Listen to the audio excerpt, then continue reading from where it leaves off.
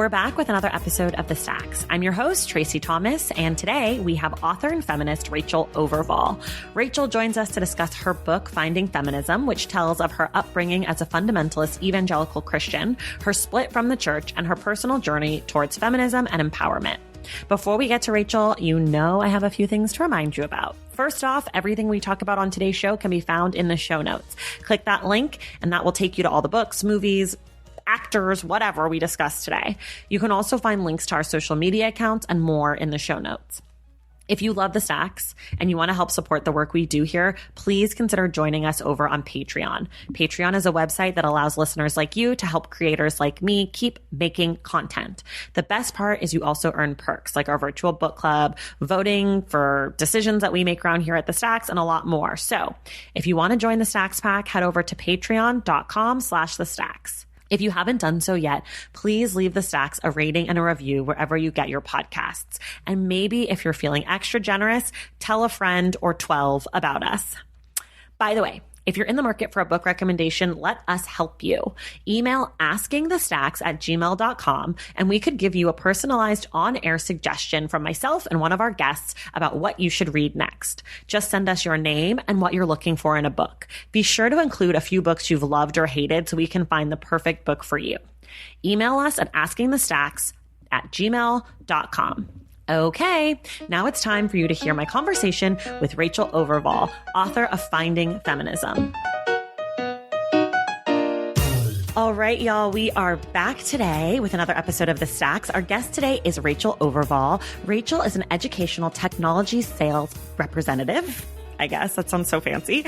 And she's also an author. Rachel's book, Finding Feminism, is her memoir about her coming of age and in the evangelical church and the events that took place that led her away from the church into a life centering her own empowerment. Rachel, welcome to The Stacks. Thank you so much, Tracy. I'm really excited to be here. I'm so excited you're here. We're going to just start kind of like, can you give us a little bit more information about yourself generally? Mm-hmm. Where are you from? Where are you now? Maybe fill in the blanks about how you got there. Yeah. So I grew up in Indiana, and that's where most of the book takes place, growing up in fundamentalist evangelical Christianity.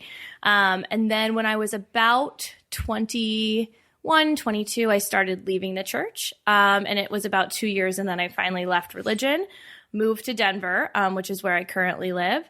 And I live there with my rescue dog, Daisy, and just kind of creating a life there that is built on authenticity and my desires and my independence and really finding myself in who I really am. I love that. Okay. This maybe is a really basic question. Mm-hmm. Can you give us your definition of feminism? Yes. So feminism is all-inclusive, and it is allowing women to choose for themselves. So I always use this example because I think that I know that there are a lot of misrepresented ideas of feminism, right? All feminists, I can't even tell you how many people since I've written the book have been like, oh, so you hate men? Like, no. I hate that because that is honestly, I think that that's a way for people to diminish the work that women do. Like, it's such bullshit. Everybody know, like, people know better. Yes. They just say that because they want to be like, oh, you're an idiot, or like, let me make you feel small so that you can't continue on like with your message. Exactly. As I interrupt you to yell about that. No. It's not mansplaining because we're women. Right. Yeah. We're just having a great conversation. We're having a conversation. So I've like come up with this kind of, I don't know, we can discuss if it's good or not, analogy. So when I explain it to people and they say like, oh, you hate men. No. Well, what does feminism mean? Okay, so to me, feminism means women choosing their own lives, their own desires outside of and regardless of external male and societal pressures. So for instance, if there is a woman who has decided to be a stay-at-home mom, raise children, cook dinner every night. And she does that because she wants to and not because she feels like her husband's forcing her to or because like society is telling her to. That's feminism to her. She's choosing that and she's choosing to live her life. Same as if there's a woman that's a badass CEO of a company and is just crushing life, like that could be feminism too. Feminism is choosing your life and deciding how you're going to live it outside of pressures from men or pressures from society to make you feel small. And it also, we have to recognize that it has to be inclusive. Like, I think like, especially as a white woman, there's a lot of issues around feminism for people of color, for the LGBTQ community. And so like recognizing that feminism includes all female identifying people. Right. Yeah. Because I mean, the history of feminism has been as rocky as all movements for equality and rights and stuff. And like, you know, we've talked about this a bunch on the show, so I won't go too deep into it. But I think, you know, a lot of white women feminism comes from not just being a woman, but from being white and serving, you know, white supremacy in those ways. And I don't know if you know the book, Good and Mad by Rebecca Traister. Yes, I just finished it. Did you? We did it on the show. So. And, you know, she talks a ton about that, right? That like the work of the suffragette movement was in direct opposition to Black people being able to get the right to vote. And that like there's sometimes this feeling of like crabs in a barrel when it comes to these movements for civil rights, not just feminism. I'm not singling out feminism because I am a proud feminist too, but that these movements, they're just like, it feels like there's not room at the table. So it's important to like remind everyone who's doing this work that there is enough room for trans women or trans men or, you know, Asian men or, you know, anybody at the table for feminism. If you're here to empower women and like work with women, then there's room for you, and your struggle is intersectional and is part of our struggle. Absolutely. And I think that it also like recognizes that we can't rise as women unless we help other people. So you have to use your privilege to help others. So like white men we need to rally them to help us to support feminism, and white women, we need to rally us to support women of color. And we need to, so every person that has a totem pole on the privilege spectrum, I guess, or the privilege ladder needs to be using that to rally and lift other people up. Everyone can be a feminist. Everyone should be a feminist. It's literally just equality. Right. I'll accept it. Okay. So I read your book. It's really lovely. It's one of those books for me. I was like, this book is so much about your story. Like I could feel, I don't want to put words in your mouth. So I'm going to ask you, why did you feel compelled to turn your story into a book? Yeah. So I started writing about almost 3 years ago now, 2.5, 3 years ago as a therapy assignment. Okay. My therapist and I were kind of getting into like religion and what I had experienced. And she was like, have you ever considered that you've experienced a lot of trauma from religion? I'm like, no, I mean, I left it. And I kind of just thought like, oh, I left and it doesn't affect me today. And she was like, I think we should dive into this. So we started diving into it. And with that, I was just writing. She was like, just anytime you think of a story, just write it down. So I started doing that. So the book starts out with the Little Red Book. And that was actually the first story I remembered and wrote down. And it's talking about this book that my mom gave me that was focused on modesty and being pure, and how that was kind of like my step into feeling somewhat of oppression for the way I look. Then it was last May that this happened. And I had a close friend that passed away suddenly, like super healthy guy. We knew each other from the gym, just had a heart attack and passed away. Like just one of those freak things that you have no idea that it's going to happen. And it really rattled me. Just thinking like, we're the same age and this could happen. And what if I passed away? What would be left of my life? Like, what would be my story that I told? I thought, I have a story to tell, but I haven't told it. And so that's when I decided to tell my story and started writing. I hired a writing coach because I will very adamantly claim I am an accidental author. I went to school for hospitality and tourism management. Got it. So I hired someone to teach me how to write, wrote the book, and then found a publisher and a publishing house and got published. And it was just, it all happened really fast. So I decided last May I was going to write the book. By December, it was done and I was published by April. Amazing. So it was like a really fast year. Look at you. That's so badass. That's like not very common, you know? No. A lot of people. So those of you who are writing your books, you could do it. And it was totally like, this is a story of the power of women connecting too, of how I got this book. So I'm in a women's group in Denver, and it's like a women entrepreneur group. And I told one of the women in the group, yeah, I want to write this book. I'm thinking about it. I need to figure out where to go. And she was like, oh, I have a friend in Arizona who just published a book. You should talk to her. I connected with her. And then she connected me eventually to her publisher, who by chance was wanting to publish a story of a woman leaving religion. Interesting. So that's so like meant to be type moment. I love it.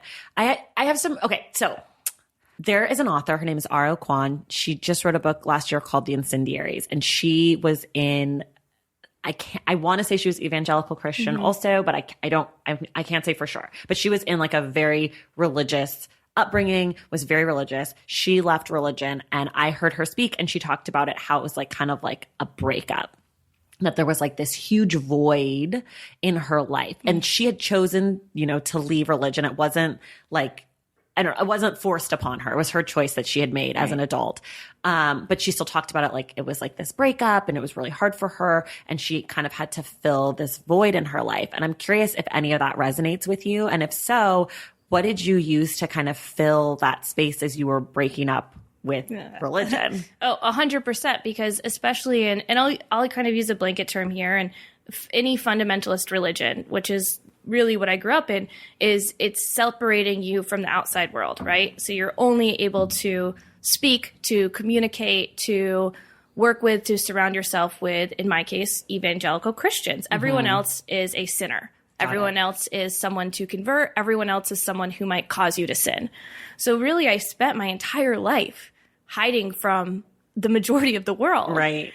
And then when I left religion, which I talk about in the book, was like a multi-year process. It was just kind of step by step by step, challenging what I believed and saying, do I really believe this? Is this really what I think? And so by the time I left, it was a breakup. Absolutely. Because all of a sudden I'm saying, all the people who I've surrounded myself with my whole life are no longer my community. And now I have to step into the community that I've been fearful of my entire life. Right. And associate with them. And like trust those people. And build relationships with those people. Exactly. So it's anyone coming out of religion, I'm sure that I've talked to a lot of women and men, and I'm sure that they've all experienced a very similar thing, like the breakup, and just forcing yourself to reimagine your life and say, okay, all these people I've been avoiding, now they have to be my community, because otherwise I'm alone. Right. But what about like the idea of like in a breakup where you still like have positive feelings towards the other person, or like, did you have times where you were still turning towards like prayer maybe, or things that had been part of your life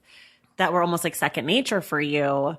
Like, were you still feeling like you were turning to those things as you were leaving, or after you'd left, or even now? Yeah.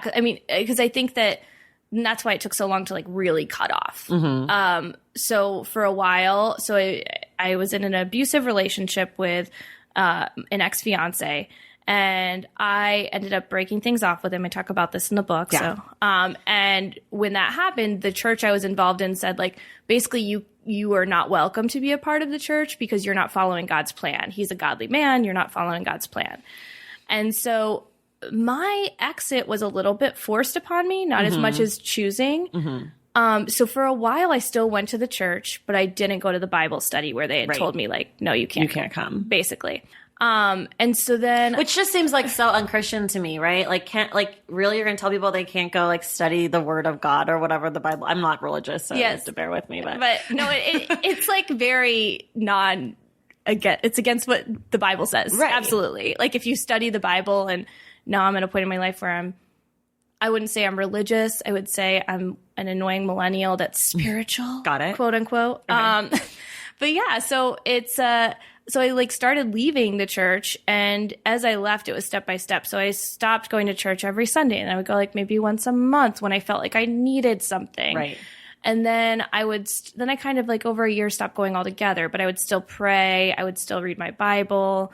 I still held a lot of like very hateful mindsets that the church had instilled in me. Then I would stop reading my Bible. Then I kind of stopped praying. And so it was just like over time, very slow. It was a slow burn. And now you're spiritual. Yeah, I would say so. There's something out there. I believe that. I don't know what it is. And I believe that if there is a God and a higher power, that he loves everybody, and there's not going to be some fiery pit that we're all going to be sent to if we don't honor him. That's garbage in my mind. Okay, let me ask you. You said he and him. Oh, yeah. Yes. I'm just curious. Oh, yeah. I mean, she, they. Yeah, God is a woman, as Ariana Grande said. Right. Yeah, I don't know. I'm super not religious. I think sometimes like there's something like a conductor of sorts, kind of like Fantasia. Yes. Like there's like something maybe going on. But then sometimes I'm like, there's no way. Like there just couldn't be. Right. But because I didn't really grow up super religious, I never had the thing where you like assigned a visual to God or Jesus or whoever your person is. And so I'm always curious when people have that, like where that comes from, the pronoun or the skin color or the size, or like, you know, I've seen those like really like dreamy, like black Jesus, or like the like really wafy, like white Jesus. You know, like I'm just so curious about how we ascribe human features to something that, surprise, we've never seen. No, that's such a good point, because it kind of goes back to what I was saying earlier. Like there's so much trauma to unpack from religion, and there are things they still like subconsciously do and say, like assigning that God is a he just now naturally. Right. Like, do I really believe that? No, I don't really know. Right, There's but it's something. just like second nature. It's second nature. And just, that's what you're taught. Exactly. And so there's a lot of things that are second nature from religion that I'm still breaking and still trying to overcome. Do you read about religion, like other religions, world religions, Christianity, or is that still like kind of too much? It's still too much for me at this point, I think, because after I left, and to like clarify too, I don't want anyone to think that I like hate religion or hate Christians. I don't think like, anybody thinks that. No, it's just I grew up in really fundamentalist, oppressive religion, and if you get joy and benefit out of religion, that's amazing. Right. It wasn't. And also, like, I'm sure that plenty of the people around you identify as religious one way or the other, but fundamental religion is different than like I go to church for Easter or whatever people do, or somewhere in between. I guess there's things in between, too. Right? Yeah. So it's a different concept. Do you think you ever would like study other religions? Do you think that would be something that would interest you, or do you think that you're kind of like, I feel like been there? I think I'm never going to close myself off to saying like, oh, I'll never go back to church, or I'll never be involved in another religion. I will never be involved as heavily as I was, where it was, you know, reading my Bible or your scripture, or your holy book every single day, multiple times, praying multiple times a day. Like that's never going to be where I go back to. Right. But maybe at some day, if I feel like I'm in a place where I need to find peace, maybe I will search out peace and another religion or another God or something. I don't think it's closed off. It's just not right now. Got it. So one of the things that you talk about in your book is this rush to believe men and doubt women. And that comes up like a lot in your book. So I'm assuming that is something that's come up a lot in your life. How do you feel like you are able or have been able to combat that idea, or engage with it, or I don't know. That was one of the things that really stuck out to me, like this rush to believe men and doubt women. And I feel like, you know, it's your birthday today. Happy birthday. Thank you. It's also, as we're recording this, tonight is the first Democratic debates, and then tomorrow. And I was thinking about it in that context, and I've been thinking about it a lot since I read your book. So I'm just kind of curious for you to expound on that idea. Yeah. It's something that still is part of me that I'm trying to overcome. I mean, it was so ingrained in me. I'm 28. I've only been out of religion for maybe, let's say, when I actually cut off, totally wasn't going, like 6 years. And so it's 22 years of indoctrination that you're trying to break in 6 years.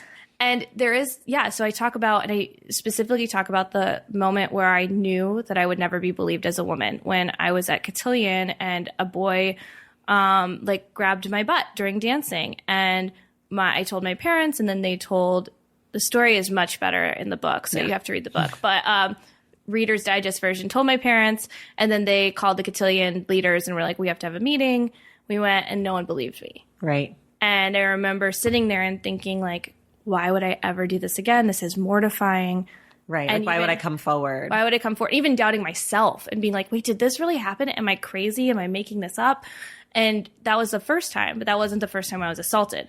Right. And I think it goes back to the idea that like men have power over women and women are weak, and that I was instilled and ingrained with those ideologies. And that allowed me to be somewhat of prey for men. And it's still something like I had a conversation with my dad the other day, and he was like, well, I mean, the Me Too movement is just garbage.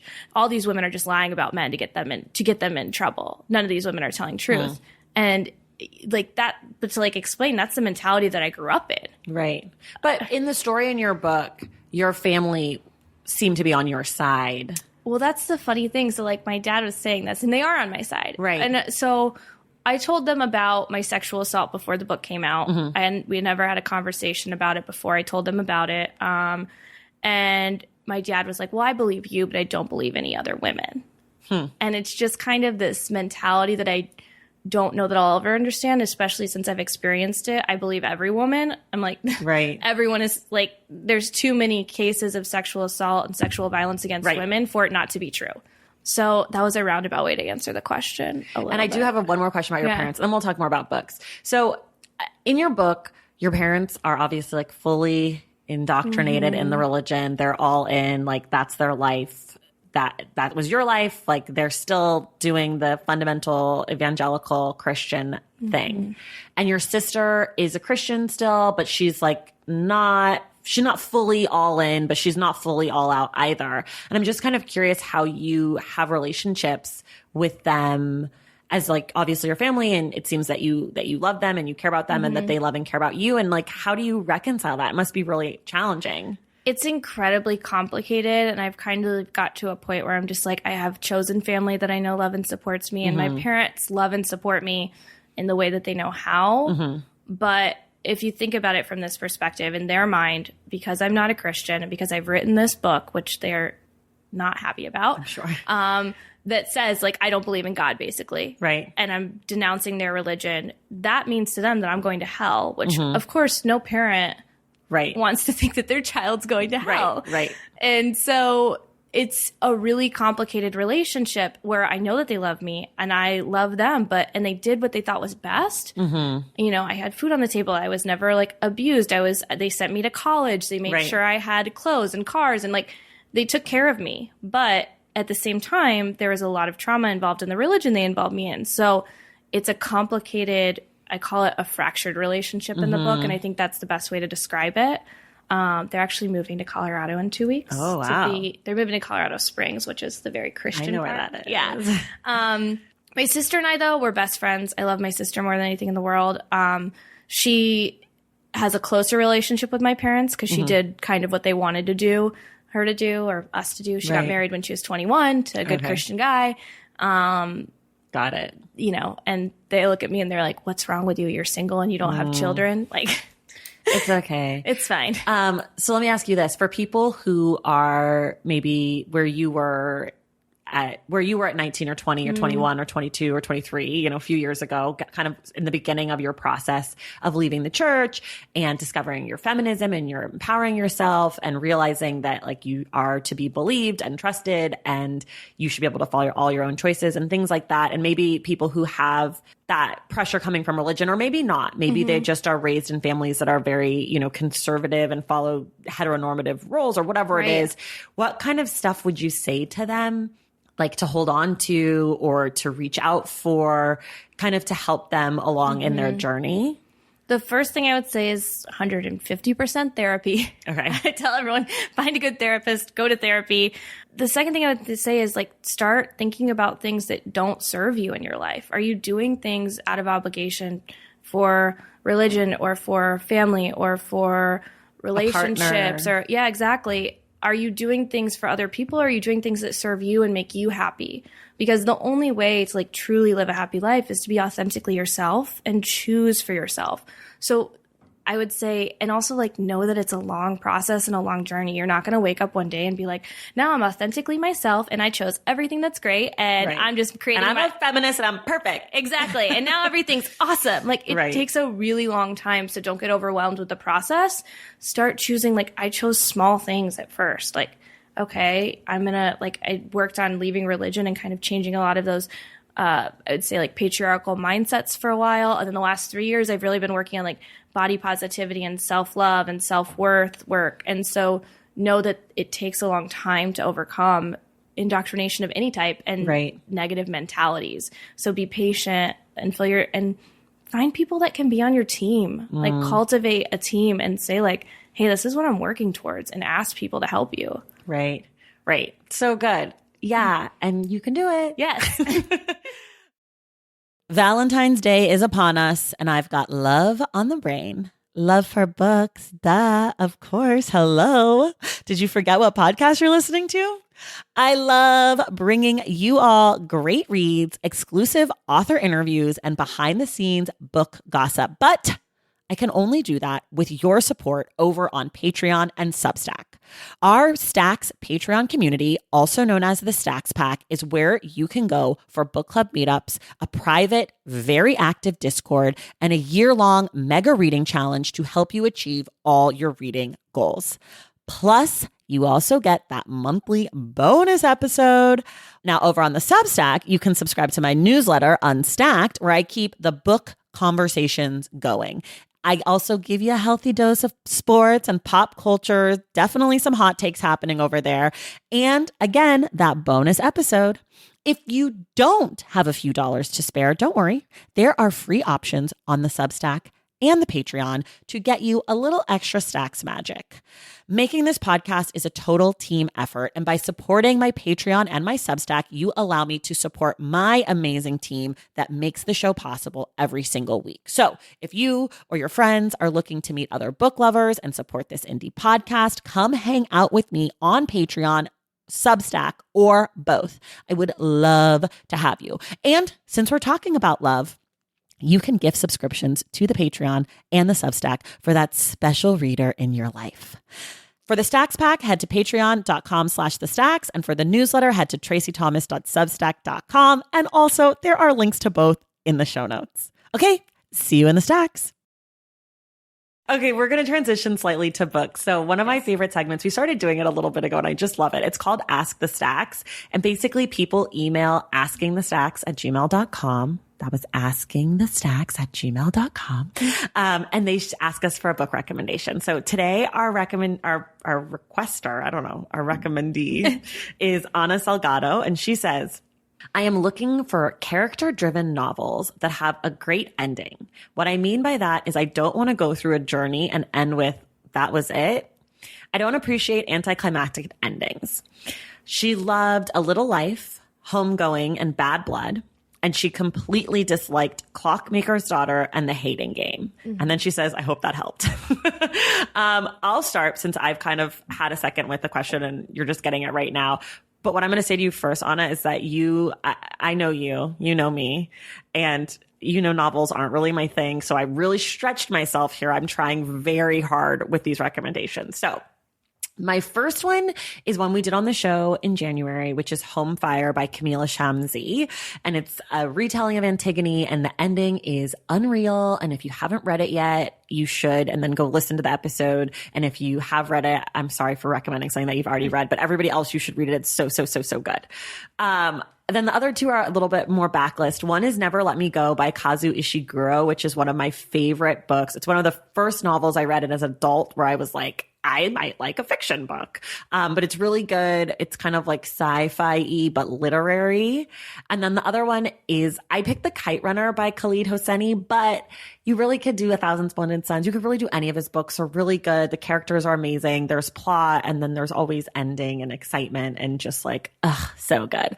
So those are my three picks. Rachel, you don't have to do three. I did three because I like to buy you a little extra time. So go ahead. I was pulling up author names too because I'm honestly terrible. It's okay. I will put it all in the show notes with the link and the author's name. So if you don't know the author's name, don't worry. So I'm not a sci-fi person actually. Someone recommended this book and I read it incredibly quickly, and it was a fantastic story and really made me think about a lot of things in life and like possibilities. And then the ending was not what I expected. Okay. And it was beautiful. So Dark Matter. Okay. By Blake Crouch. Have you read that? I have, but I did not love the book. Oh, you didn't? No. Okay. But it's okay. Maybe because I didn't know what to expect. I didn't know what to expect either.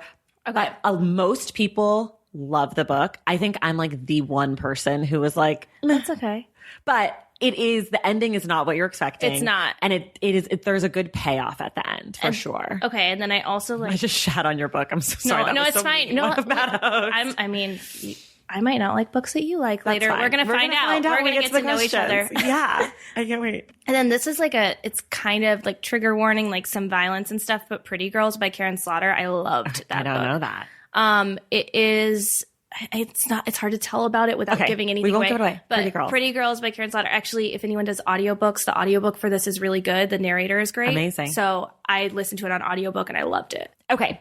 Now we're going to talk about Rachel's favorite book. She's taking off her jacket. I'm getting comfy. We're getting ready. We're going to go straight to the questionnaire. You guys know the first question's always 2 books you love, 1 book you hate. Okay, 2 books I love.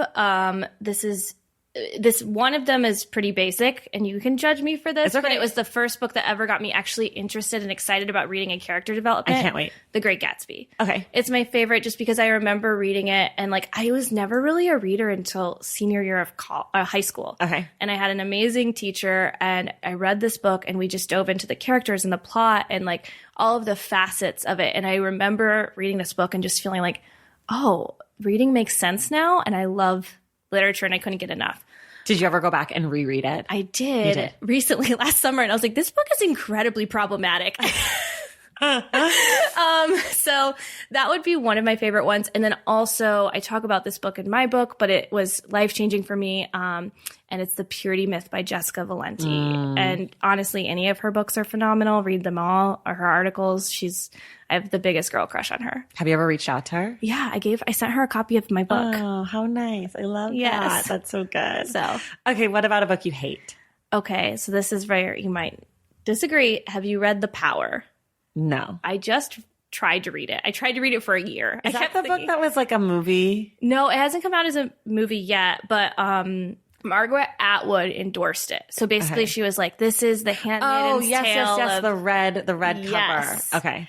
And everyone kept saying Alderman or something? Is that who wrote Naomi Alderman or something? Yes. I have not read it.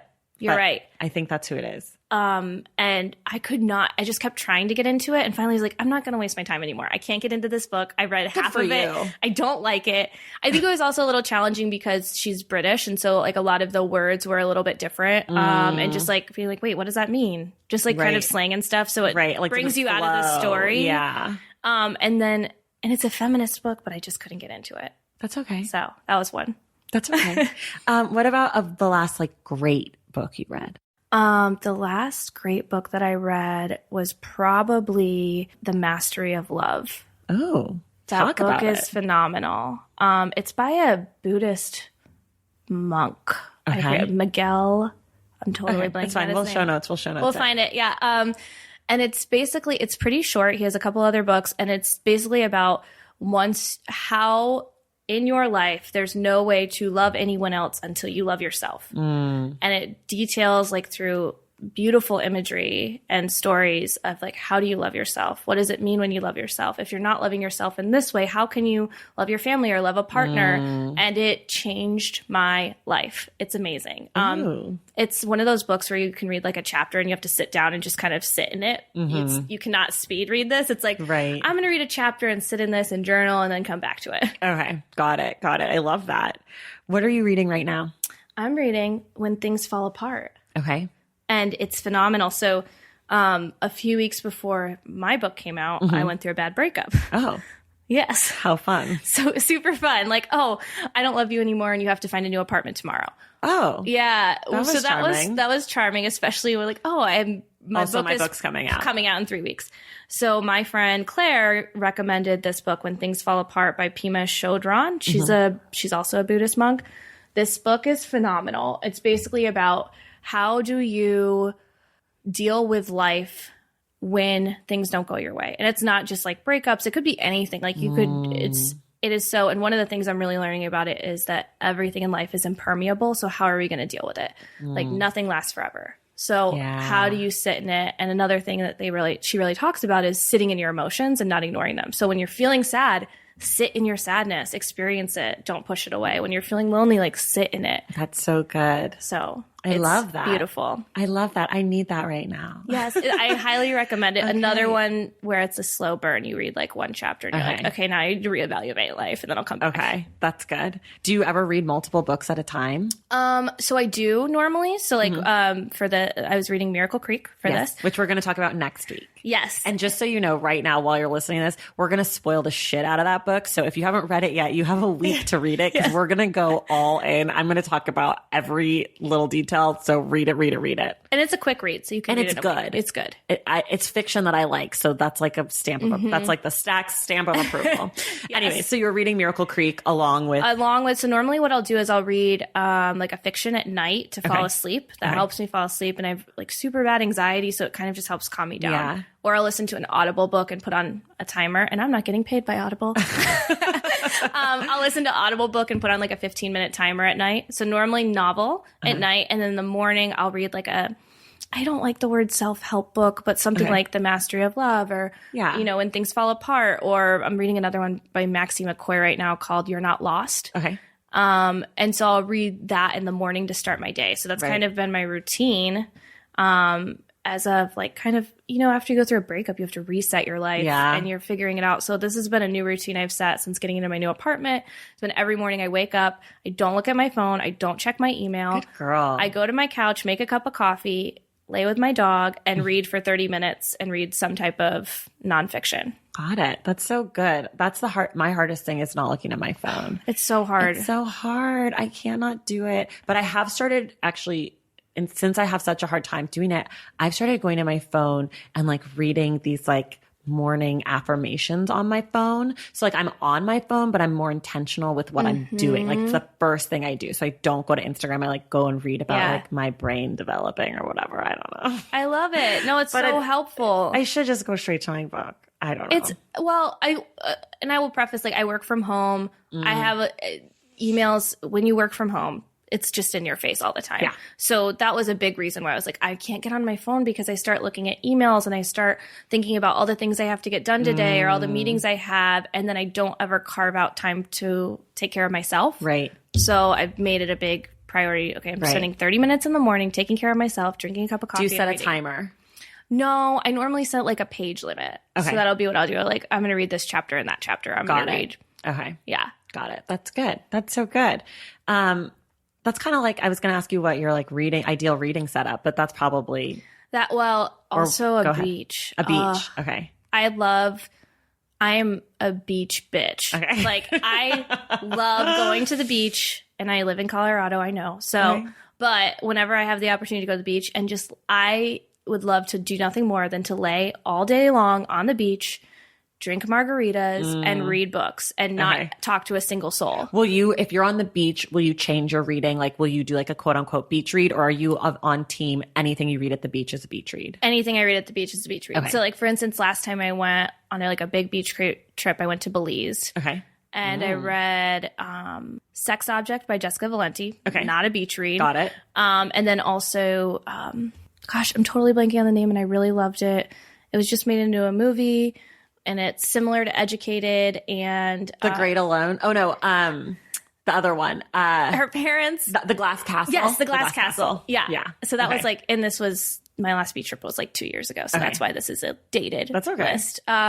I'm team backlist. I love an older book, so don't worry. I loved the Glass Castle. I was just sitting People love that. Everyone tells me to read it. I need to. I've never done it. I know. It's so good. It's beautiful. It is. Just like, it's sad, right? It's sad, but the way that and I really tried to channel that when I was writing my book, the way she talks about her parents, even though they were, by a lot of standards, maybe abusive or somewhat not great. They were definitely unavailable. Right. And didn't really care for their children in the way that they should. The way she talks about them with like such love and understanding is really beautiful. You just, the whole time you're like, you're not mad at them, even though if someone else, a third party, was telling you the story, you'd be like, those parents are terrible. Right. Yeah. So, well, it's true because I did get that sense about your parents. I was like, she seems to like her parents, even though I probably would not like her parents for her. Right. You know, like as a bystander. Yeah. What are some books that are maybe like on your to be read list you're looking forward to? Okay, so I just ordered Pure, which is a woman, once again, bad at authors. And she left evangelical Christianity and she was just on NPR. So I listened to her talk on NPR and was like, oh, I need to read this book. And then also, what's the book you posted the other day? I put that on my Goodreads. The Jesus? I Can't Date Jesus. I Can't Date by Jesus. Michael Arsenault. So I've just put that on my Goodreads list. Okay, check it out. So that's it's next. Funny. It's awesome. Okay, those are good. And then how do you pick your next book? I mean, you just said through the Stacks, through NPR, friends. Yeah. So I do a lot of Audible books. Okay. So sometimes, because I drive a lot, and I'm on planes a lot, and sometimes for me, it's just like more relaxing to put in headphones and close my eyes on a plane. So for, let's say I'm doing an Audible book, I will look up all of the reviews, and if it has like less than 4.8 stars, I'm not going to do it. Okay. So because I'm really picky about the narrator. Yeah, totally. Reading, with an actual live book. Okay. My friend Claire, who actually did some edits on my book and helped me with writing, she is a complete book nerd, and she always has the greatest recommendations. And then also Ashley Spivey. From The Bachelor? Yes. Okay. So she's a book nerd. And so her Instagram is... Which one? She's not the one who married PJ or whatever. No, JP. No. That's a different... That's Ashley. Ashley Rosenberg is her last name now? Yeah. Right? Yeah. Okay. But they were like my favorite Bachelor couple. Are you watching this season? A little bit, yes. Oh my God, I'm so into it. I haven't watched this week's. Okay. So I watched last week's. This week's is hot. There's a lot of straddle makeout sessions. Okay, I'm ready. This is my mom was here, and I was like watching it, and she's like, my mom's like reading her book, like because she like hates the show, but she always is like, I can't believe you watch this. And I finally was like, can you just leave me alone about it? I watch it, and I love it, and I don't need all the judgment. Right. So she's like sitting on the couch, and she's like looks up from her like readers, and she's like, how many people is she dating? Because Hannah is like straddling this guy, like hardcore makeout. When you guys hear this episode, if you're Bachelor people, I'm talking about the episode in Riga, Latvia. That's the one we're talking about where there's lots of making out. There's also drama. Oh, I can't wait. This season has been so good. Anyways, Ashley Spivey. Go ahead. Oh, yeah. So Ashley, I'm really excited because trash TV is like my guilty pleasure. I just love The Bachelorette. I just love Tyler C. Mm-hmm. He's so hot. He's so cute. Oh my God. He's such a babe. He's hot. I'm all in. Don't tell Mr. Stacks, but I'm all in to Tyler C. It's so funny because a lot of the Bachelor people live in Denver, and I see them all the time. Like I saw Chase the other day, like walking down the street. I was like, hi. And then Ben Higgins. We actually went to college together. Really? He's super Christian. This is the funny thing. He was in the Bible study with my ex-fiance. So we know each other. In that group. He's in that type of Christianity. Whoa. Sorry. I hope Ben. Sorry, Ben. Well, no, we knew he was like a super big Christian. Yeah, he is. Because do you remember, this is like the biggest tangent and I don't even care. Do you remember when Sean Lowe was on Emily Maynard's season? Yes. And Sean Lowe was very Christian. Yes. And then he became the Bachelor. And so everybody on his season had to be really Christian. So what ended up happening is that all the contestants for like basically up until Caitlyn ended up being super Christian because they had to be like, that was like obviously one of the things that they said, you need to be super Christian. And Ben Higgins was on Caitlyn's season, but I think that they had cast so many like super duper all in Christians that they were like, this guy's cute, he'll be great. And then he ended up being the Bachelor. So then it went back to being super Christian. And then Caitlyn Bristow was here and she's like, I'm ready to fuck shit up. Yeah. She's like, I'm having sex with everybody. Yeah. But like Hannah is Christian and she talks about it a lot, but like she also talks about having sexy time and I am here for it. I love it. I like her. And this is not a Bachelor podcast, but I love it. I love her, just her attitude. She's kind of just like zero fucks. Yeah, she's gives pretty much close to zero fucks. Yeah. But then sometimes she'll come in and be like, I asked Jesus for a verse and he laid this verse on my heart. And I'm like, bitch, you're about to go straddle Pilot Pete and you're talking about Jesus laying a verse on your heart. Oh, is she straddling Pilot Pete? She's straddling everyone in Latvia. Pilot Pete is They're smoking. Yeah. But I'm more of a Tyler girl myself. Okay. Pilot Pete's a little too precious for me. That's fair. He'll make a lovely husband to her if he wins. And he almost might make a good Bachelor. I would just rather see a season of Tyler being the Bachelor and like being hot. Yeah. And like doing his Tyler thing. I love that. I'm all in for Tyler. He's gonna win. Truly, we have taken this podcast to a completely different place, and I'm not sorry about it. But Ashley Spivey, to bring it back, no, she's amazing. So I highly recommend following her on Instagram. Her Instagram is like, so I did follow her since The Bachelor because I've been a Bachelor fan since Trista and Ryan. I've watched every single season. Amazing. Yeah. All in. All in. And it's funny you mentioned Sean Lowe's season because I was home for college that season and my dad sat and watched every episode with me. Oh my God. And he got really into it. Really? He was like, probably because Sean's Christian. He's so Christian. Well, they're expecting their third child. They just announced. Super cute. So Ashley Spivey on her Instagram basically just talks about books. So she doesn't she does do some Bachelor things. She's also like a pretty big, cool, like social justice advocate. Okay. But she reads avidly and then just does book reports kind of. It's like, I like this book. I didn't like this. So. Okay. And you like the book she reads? I like her recommendations. Okay. So because she gives a really good detailed recommendation, so I can decide from the recommendation even if she liked it, will I not like it? I think Viviana also posts a lot about books. Do you remember her? Yeah. No, I don't follow her though. Oh, I don't either, but I feel like I've seen her a few times post about things. Okay.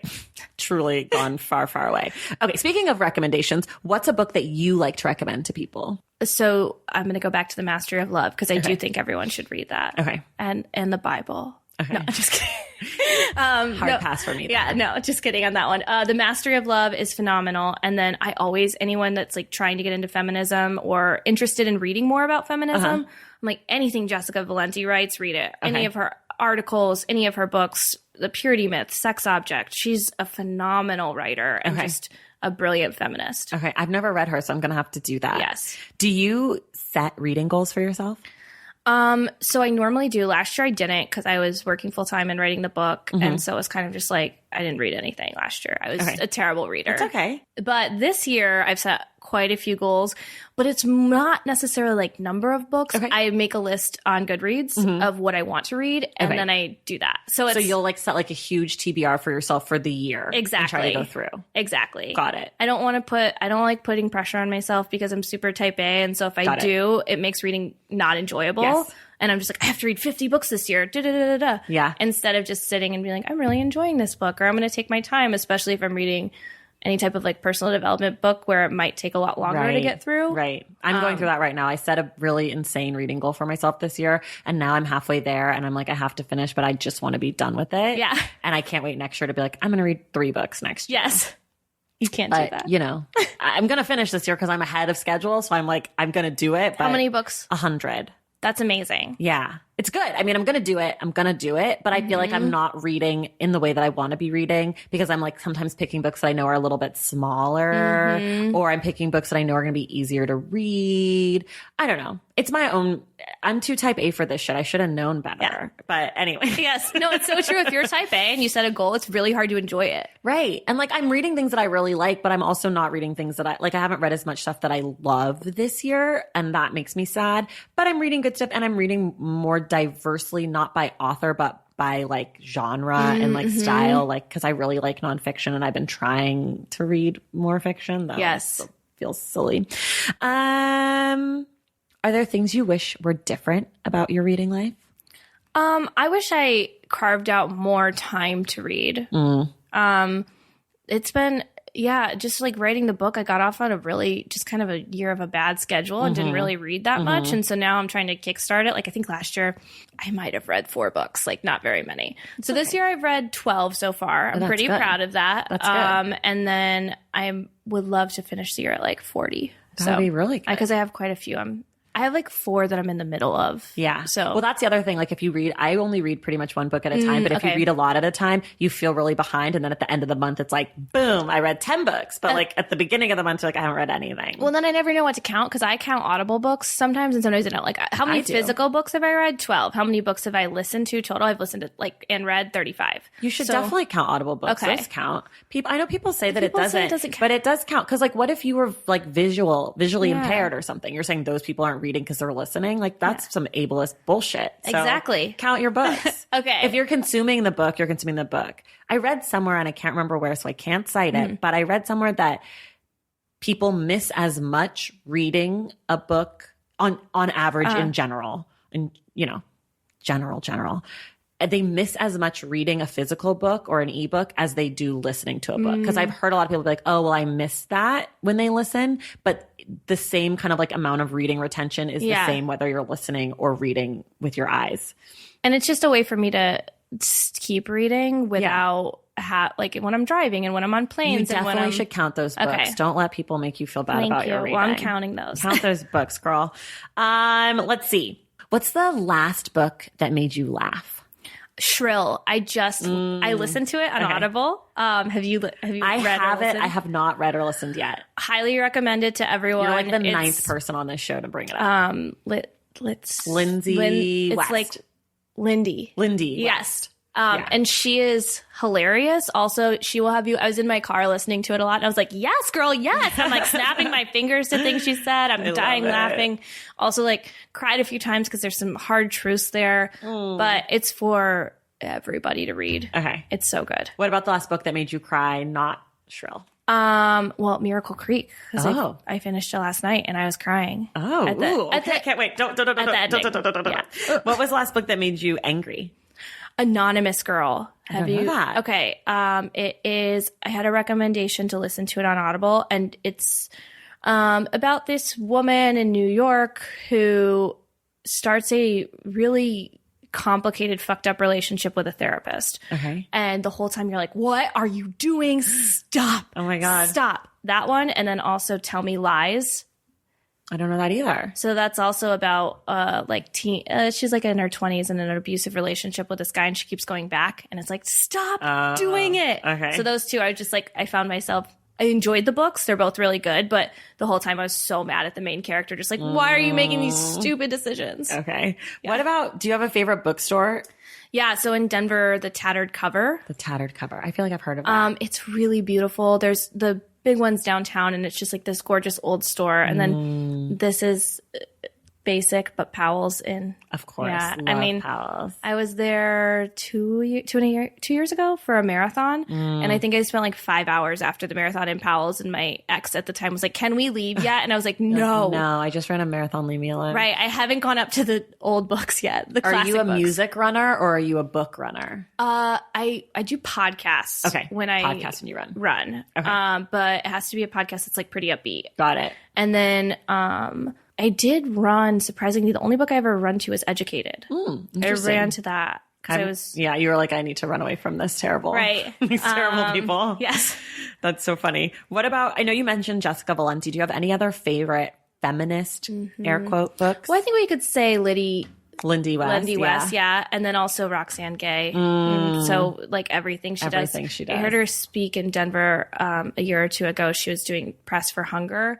She's hilarious. She's so funny. Do you follow her on Twitter? Yes. She's the greatest Twitter follow. She is so funny. She's so great. I didn't really know what to expect because her books are like obviously Did you listen serious. to her book or did you read it? I read them. Okay, so I listened to Hunger, and she is like so serious in tone. You don't get a sense of her humor at all. She's almost sounds like an audiobook narrator because her voice is like very beautiful and she like reads it really like audiobooky. And I was like, is this the same Roxane? Like it doesn't like she just, I mean, that book is really heavy and there's a lot. So I feel like she was like respecting the text that she had written in her story, but it felt really different than like when I've seen her and when I followed her on Twitter and stuff. One of the things she said that I'll never forget because I was cracking up.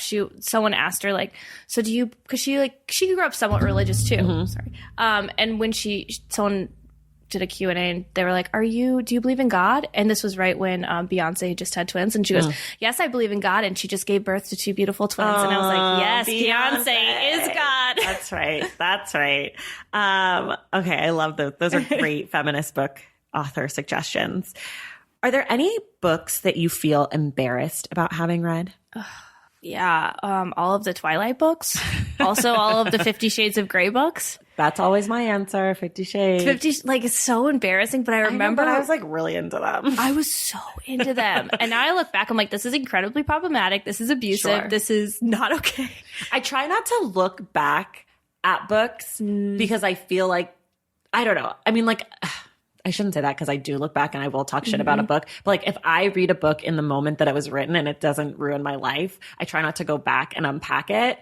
But if I read something after the fact, like I'm considering reading Little Women for the first time. Oh. But I've heard it's really problematic. And I'm kind of like, I just really love the movie and I kind of want to be okay with Marmee just like telling them to be sweet girls and like do horrible heteronormative things and not be their own people. But they kind of are. And like Joe's like a writer and she's, I don't know. Yeah. But like, it's like hard to find the balance between reading something and enjoying it and then, especially fiction, and then reading something and like tearing it apart because you recognize all the problems, and like finding the balance between those things I think is really hard. Wait, that's such a good, I love that. I'm going to carry that with me because, I mean, at the time, did I love reading the Twilight books and the 50 Shades of Grey books? Yes. I mean, Twilight came out, I think, when I was in college. I was in like, when they ended, I think I was in college. And then 50 Shades was also when I was in college. And I remember just like eating this up, especially because I'm pretty sure I started reading 50 Shades when I was still like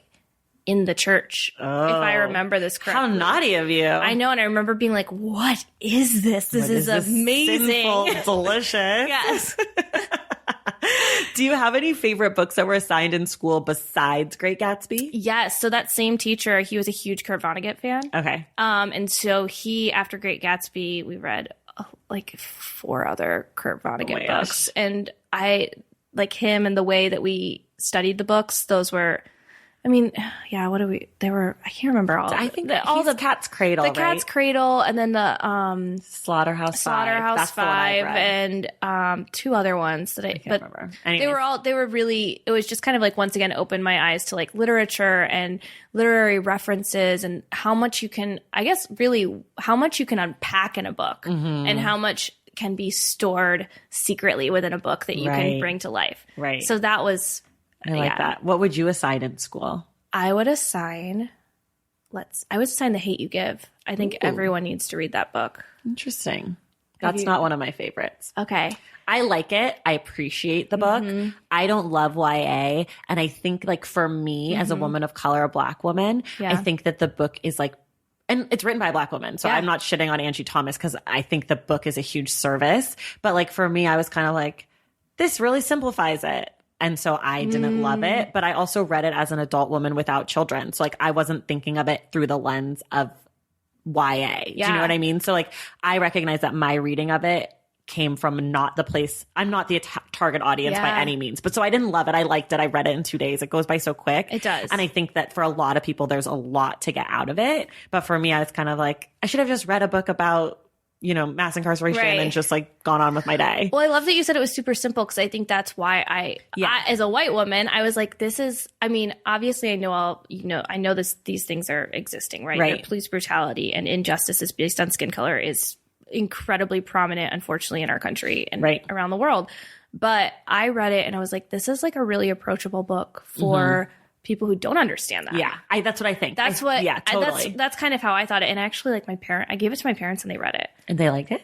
They didn't hate it. Some things away from it that were good. Okay, that's good. So they took some nuggets. And my mom talked to me and I was like, well, and I think that it's an approachable book, especially like for students. Like, yeah, I agree. I don't think like to me, I wouldn't say that it's a book that everybody has to read, but I would say that there's a lot of people who could get a lot out of it. And I think like, especially I think that like there's a lot for white people, especially white people who live in communities with many other white people in smaller cities or in places like Denver or Portland where it is super white, even in major US cities. Like I think there's a lot to get from it. For me, I was kind of like, I know this already and I appreciate it, but like totally. I get it. No, that makes sense. But I recognize that it's a well-written book and like I recognize that it's not, my critique has very little to do with the book and more to do with me and just being like, Right. Cause you're like, I understand all of this. Yeah, like, exactly. Cause I love nonfiction and I read a lot of stuff about it anyway. So it was kind of like, if I had read this when I was younger or whatever, I don't know. And then also Kwame Alexander, have you read any I've of his never books? read him, but I did see him. He was here in LA. He's a brilliant speaker. He's so great. It was him and Nikki Giovanni together. It was unreal. And he's a beast. He goes, I mean, YA authors and children authors, what they do that's so amazing that other authors don't do is they do their book tours. And in the day, they go to like 2 or 3 schools. And then at night, they go to a bookstore. Right. And it's like they're doing 4 stops a day. And a regular author, no offense, regular authors or literary authors or whatever, adult authors, they just go one place every few days. I'm like, so he was amazing. Did he talk about like how he only uses prose? No, he was writing in verse. so two of his, I should backtrack. His two most famous books, the crossover and then the baseball one. I'm totally blanking on the name. Yeah, I can remember the name of it. They're all in different sports, right? Are in prose. Okay, and this verse. book that he was doing was his new book, Swing Time, maybe, or something. Yes, I can't remember. That's not what it's called. I something haven't like read that. It. But it was in verse, so it was talking a lot about verse. Yeah, and he is just a phenomenal man, and he basically like believes that students should be taught poetry at a young age, and and teaches. He goes into schools too and teaches teachers how to teach about poetry. Oh, he's so great. I know. Well, so his teacher when he was in college was Nikki Giovanni. So she was like, they were in conversation. It was amazing, but it makes sense why he's so powerful, like such a powerful advocate for poetry if your teacher is Nikki Giovanni. Right. Okay. I feel like we have to wrap it up though. Don't be sorry. I can do this for hours, but I feel like some people want to listen to other podcasts like The Lady Gang or something. Maybe, yeah. Which Rachel is on, so go listen to her there. When does that episode drop? It's going to come out like I just said April. What am I thinking? August? It's coming out July 26th. Oh, and you're going to be on this show will be July. So this will be out before. Perfect. Yeah. So listen to The Lady Gang. I did a mini episode with Kelty and Becca, and it was super fun. Awesome. Which this is like a lot of scheduling that no one cares about. I may cut this. We'll see. Put it in your iPhone. Schedule Rachel now. Okay. I steal this one from the New York Times. I love it. If you could require the President of the United States to read one book, and the assumption is that he would be able to read it and understand it, what would that book be? Gosh. I know. I thought about this a lot. I was like, my book? No. A science textbook? I don't know. Maybe just a book explaining how the female body actually works. Maybe a book talking about consent. Sure. So like a lot. There's a lot of options. Yeah. Probably We Should All Be Feminists. That book. It's short. He could probably comprehend it. Mm-hmm. It's small words. It's small. It's a tiny book. I read it. It's Chimamanda Ngozi Adichie. Yeah. I also the same day I heard Kwame, she was speaking it. She's amazing. She's so amazing. But yeah, so We Should All Be Feminist. Okay, I'll accept that. That's a good answer. Okay, that's it for us today. Like I mentioned, we're going to be back next week discussing Miracle Creek by Angie Kim, which is our Stacks Book Club pick. We're going to spoil it. It's like courtroom drama, thriller, kind of whodunit book. And let me just say this, it's really good. And again, we're going to spoil it. So I don't want to get any messages about how I spoiled it and you didn't know. We're going to spoil it. So read the book. Also, Angie was our guest on July 1st for the short stack. So you guys can hear her talk about the book. If you haven't yet, go back and check that out. That episode has no spoilers. So if you're not sure about the book, go check out that conversation, then go get the book and read it. And then we'll see you next week to talk about the book in detail. Rachel, do you have anything else you want to throw out there? No. And get fucking Rachel's book, Finding Feminism. I'm an asshole. My book is on Amazon. Probably the easiest way to do it. And until August, it's only 99 cents on Kindle. So if you're a Kindle reader, 99 cents. Boom shakalaka. Yeah. Go get Finding Feminism by Rachel Overvoll. And we'll see you guys next week. Thank you, Rachel. Thank you, Tracy. We'll see you in the stacks. All right, that does it for us today on The Stacks. Thank you so much to Rachel Overvoll for being our guest. Be sure to get a copy of her book, Finding Feminism. You can find links to that book and everything else we discussed on the show in the show notes. Also, remember, next week, July 17th, we're going to be reading and discussing Miracle Creek by Angie Kim, and there will be spoilers, so read up now. For more from The Stacks, follow us on social media at The Stacks Pod on Instagram and at The Stacks Pod _ on Twitter. And check out our website, thestackspodcast.com. Be sure to get your book recommendations read on air by emailing us at askingthestacks@gmail.com. To join the Stacks Pack and get inside access to this show, go to patreon.com/thestacks. Make sure you're subscribed to the show wherever you get your podcasts. And if you're listening through Apple Podcasts, please rate and review the show. Our graphic designer is Robin McCrite, and our theme music is from Tegirigis. This show was created and produced by me, Tracy Thomas, and I will see you in the Stacks.